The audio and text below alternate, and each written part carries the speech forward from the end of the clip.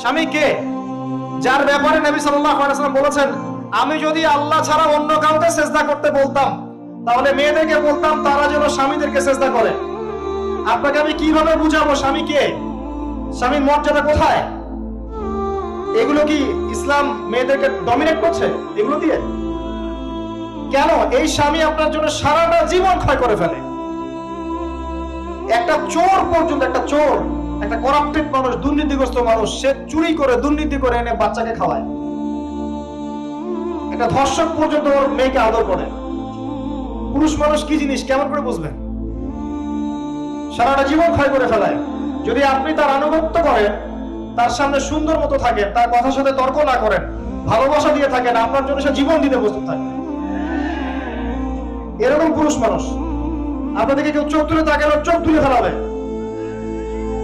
এরকম পুরুষ মানুষ।